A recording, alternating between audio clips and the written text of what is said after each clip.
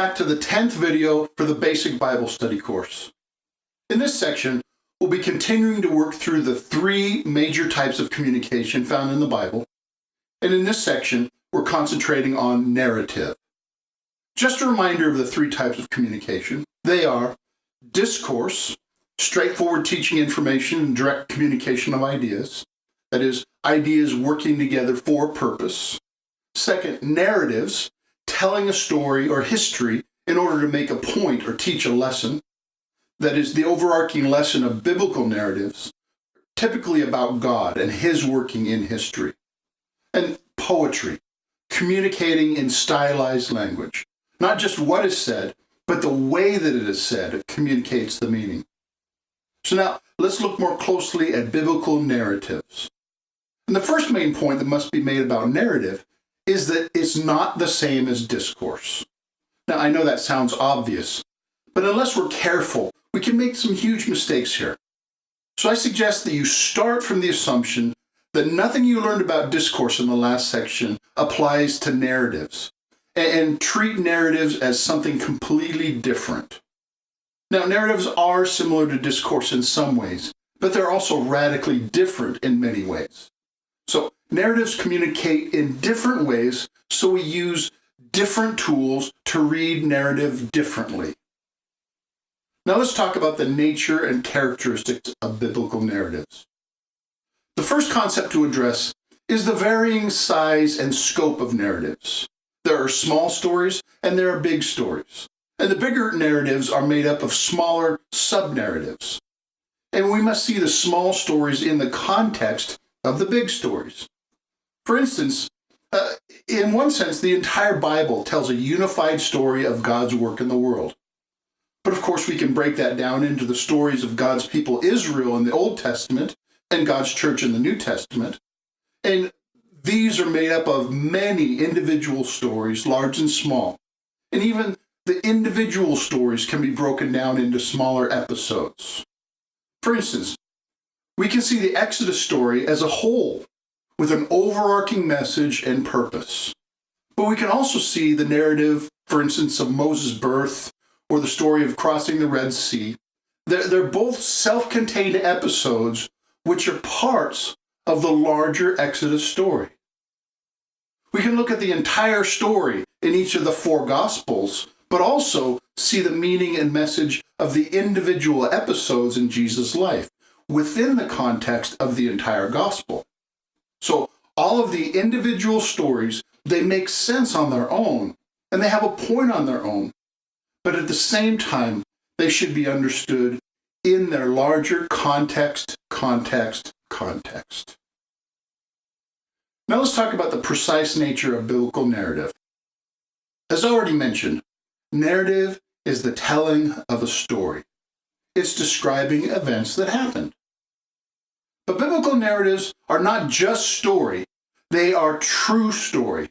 They're events that actually happened in the real world. There are a few exceptions to this, like Jesus' parables or Jotham's fable. But in those cases, it's made obvious that it is a fictional story being told for illustrative purpose. So as a rule, biblical narrative is history, not fiction. And therefore, it speaks powerful truth to our lives because it happened in real life. You see, I don't expect a fairy godmother to show up and help me with my wardrobe and love life because I know that Cinderella is made up and it never actually happened. But we can reasonably expect God to be involved in our lives in similar ways that He showed Himself active in the real biblical history. And not only that, we can share in the experience of the people in the biblical narratives. We can vicariously put ourselves in their place as we read and try to learn what they experienced and what difference it made, and therefore what difference it can make in our own lives. And we can also realize that right now we are participating in a later chapter of their story, because it's all God's story, and we are all God's people.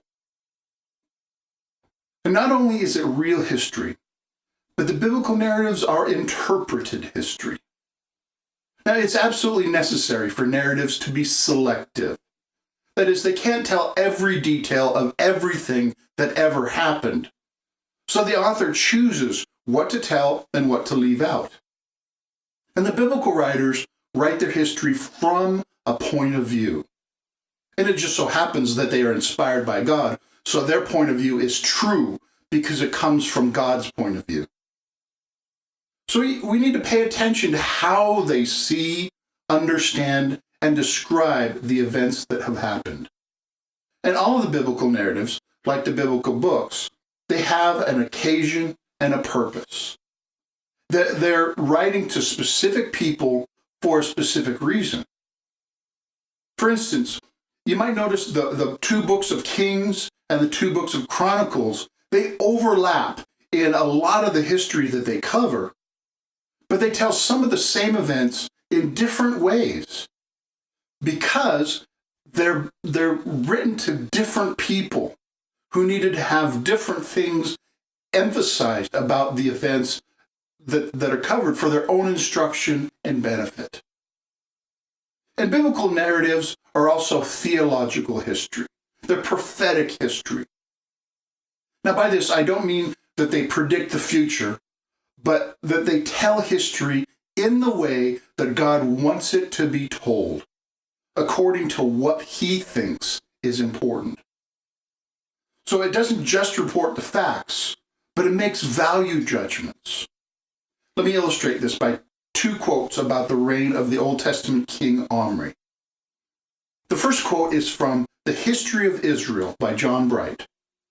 It says, "Stability was at last brought to Israel by the vigorous Omri, whose seizure of the throne we have noted. Though his reign was brief, he was able to establish a dynasty that held power to the third generation and to initiate a policy that restored to Israel a measure of strength and prosperity." Then the second quote is from 1 Kings chapter 16, verse 25, which says, "Omri did evil in the sight of the Lord and acted more wickedly than all who were before him." Now, both of these are giving true information about Omri. The first is attempting value-neutral scholarship to accurately describe the things that most historians think important about kings, talking about their economic and political impact. But the second quote is not neutral at all, but it accurately describes what God cares about, whether a king is faithful to the Lord. You see, biblical narratives take sides. They tell us to identify with and sympathize with one side or another. They proudly make moral judgments. They paint certain people as heroes and others as villains. Some events were great, others are horrible. And the Bible's not shy about telling which is which. Now, sometimes it tells it explicitly, blatantly, and sometimes it demonstrates it more subtly by the way that it tells the story. Which brings us to the next characteristic. Biblical narrative is carefully crafted literature. The biblical authors are master storytellers, and they tell these stories in a way that teaches, that makes a theological, prophetic point. That means we should pay attention not only to the story which they tell, but also the way that they tell it. So how do narratives teach? How do they make a point? How do they reveal God? Well, let's answer that question by first asking, how do stories in general teach? How do stories move our minds and our emotions? Let me try to explain this by using an analogy with the primary exposure we have to stories in our culture, which is movies. See, every movie teaches a point of view, pushes an agenda, commends a world's view, and forwards a narrative to some degree or another. But how?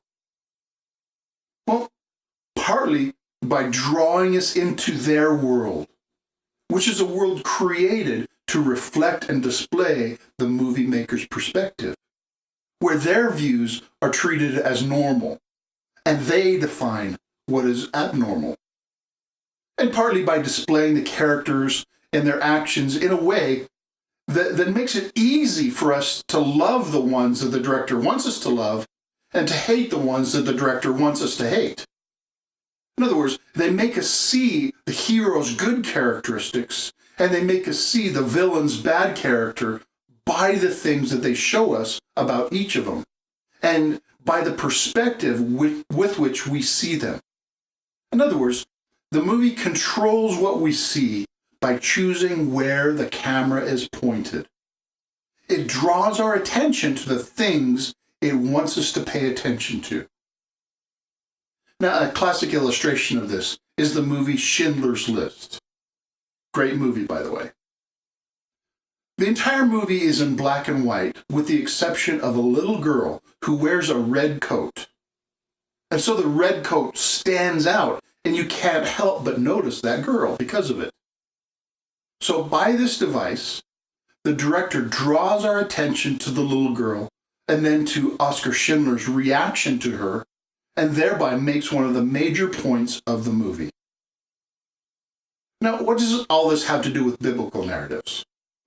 Of course, written narratives have a different way of doing it, but in the same way, the authors control what we learn about each historical event, and thereby direct our attention to those things that they want us to pay attention to, in order that we might learn God's message and meaning from that particular story.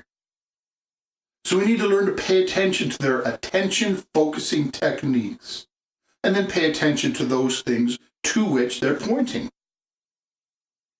And by the way, the number one rule of all biblical narratives is that God is the hero. Of course, David might be the hero, other people might be the hero in particular episodes, but all the biblical narratives show that God is in control of all history, and he's providentially moving it forward for his ultimate purpose with his infinite wisdom and patience. In other words, it's all going somewhere. The Old Testament is all leading forward to Christ. And Christ's life is all leading forward to the cross. And everything after that is leading to the consummation of everything in the new heavens and the new earth. So we should legitimately ask, who is God in this story? And what is he up to? Which brings us to the tools of reading narratives well. Now, I'll only scratch the surface here and develop this in more detail in the Advanced Bible Study course. There are many techniques that the biblical authors use, and the corresponding tools to recognize them. I'm only going to mention 4 here for time's sake. The first is plot. Plot is the quest, the goal of the story, and the plot usually centers around some sort of conflict. Sometimes it's a literal physical conflict, like a war, which is a symptom of a deeper spiritual conflict. Sometimes it's a conflict between 2 or more characters, which is a symptom of a deeper spiritual conflict. But sometimes it's a moral conflict. A character struggles to decide what to do, which is a symptom of a deeper spiritual conflict. See, all the biblical narratives at root are a conflict between willing participation in God's plan for the world and resisting God's plan in favor of some form of idolatry. And narratives follow a typical pattern of development. First, the setting is given, as much as is necessary to make sense of the story. So if the author develops the setting in any detail, it's often significant for the point, especially if the author highlights place names. But next, the problem is described. Something bad happens, or there's something lacking, or something needs to be done. And the characters struggle against the problem, or they're oppressed by the problem, etc., which eventually brings the story to a climax. And the climax of the story always happens because God acts. Sometimes he acts overtly and miraculously. Sometimes he acts behind the scenes. But God is a key player in all the biblical narratives. So ask yourself, how is this conflict resolved? What does God do to bring it to completion? And then finally, the narrative often describes the result.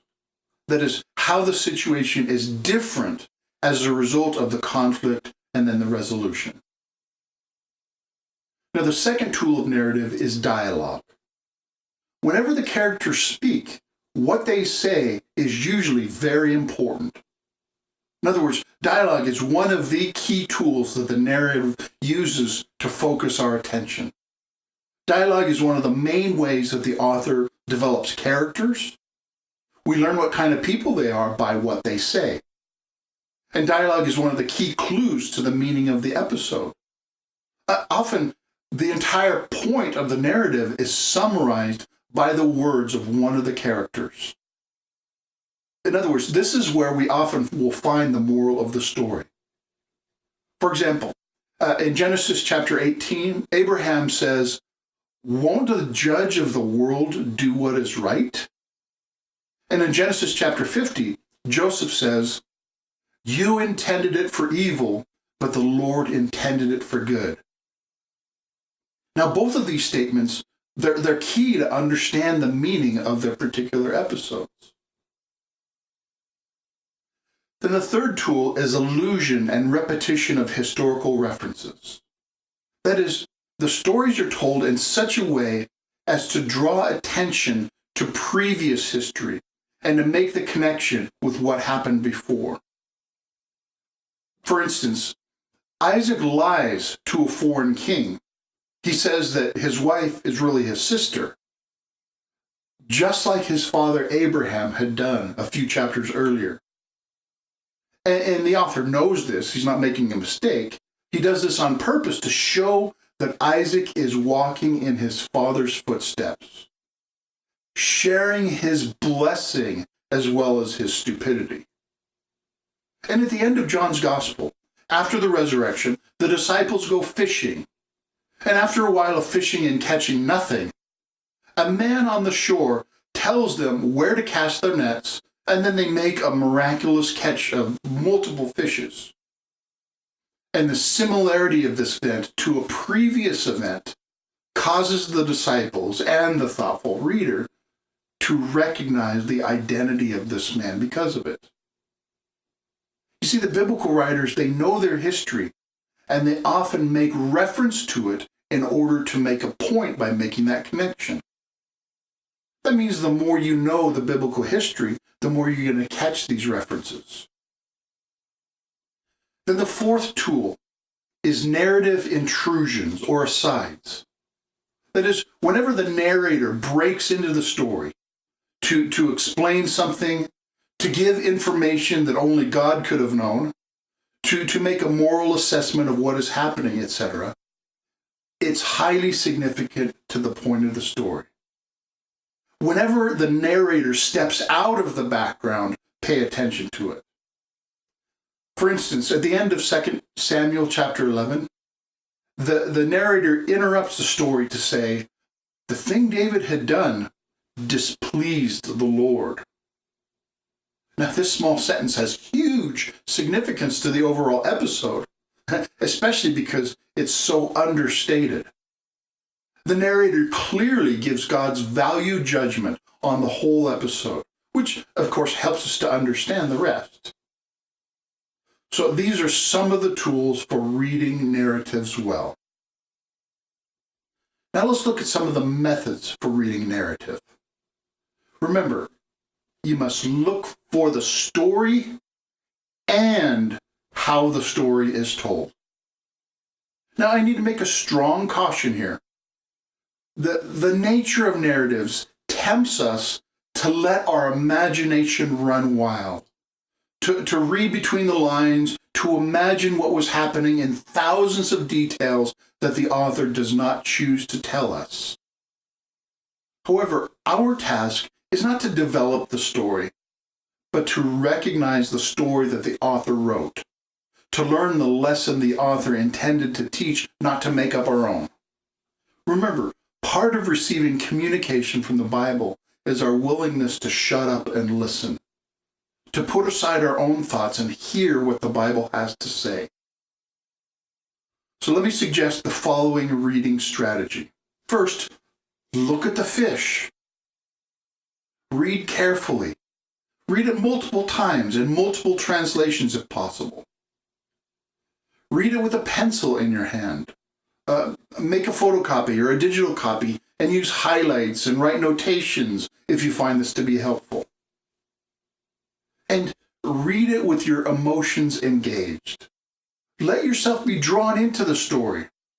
Root for the heroes that the author commends.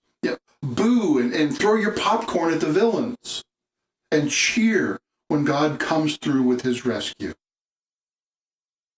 And it's very helpful to list out each of the actions that happened. Just like you listed the ideas in discourse, separate and list the actions that the author tells us happens. And sometimes, especially for larger narratives, it can be very helpful to divide the story into scenes. That is, notice any natural divisions that the author makes, especially changes of location. And notate the plot. That is, note and highlight the problem, the climax, and the resolution. And then especially note any dialogue. Outline or summarize any speeches, dialogues, conversations. And if it's a longer dialogue within a narrative, you can actually treat it like a discourse and use those appropriate tools and methods. And you should always ask, what is the point of this dialogue? How is this related to the larger plot and point of the narrative? How is this related to God's plan as demonstrated in the wider story? And then note any narrative clues. Note any historical allusions, repetitions, structural patterns, etc. Note any narrative comments and evaluations. Look for the perspective of the narrator. What does the author want you to focus on? And then from all these things, try to discern the point of the story. Describe the theology that you see in the narrative. Who is God? What does God want his people to be like and to do? What is God doing to work his big picture plan? Look for the reasons that the author gives for us to stand more in awe of God because of having read this story. And describe the point of view, evaluation, and intended focus of the narrator. What is the intended result and life response of the author's intended reader? What's the moral of the story? Where do you see God's fingerprints in this story? And finally, note the big picture. How does an Old Testament story prepare for Jesus? How does it fit in the larger story of the people of God? How does this story lead to the cross? Or how does this move towards the final consummation of all things? Okay, that's the general method I'm suggesting for reading narratives, and we'll develop that further in later sections and later courses. But for now, let me give you a brief example of some of the methods for reading a narrative. And we'll look at Exodus chapter 3 by listing the actions and trying to notice any narrative clues. First it says, Moses was tending the flock. Next, he led the flock to the far side of the desert and came to Horeb, the mountain of God. Now notice that the author calls it the mountain of God, even though this is the first time that this place is mentioned in the Bible. We're alerted that there is something significant about this place. Moving on, then the angel of the Lord appeared in fire from a bush. And Moses looked, and behold.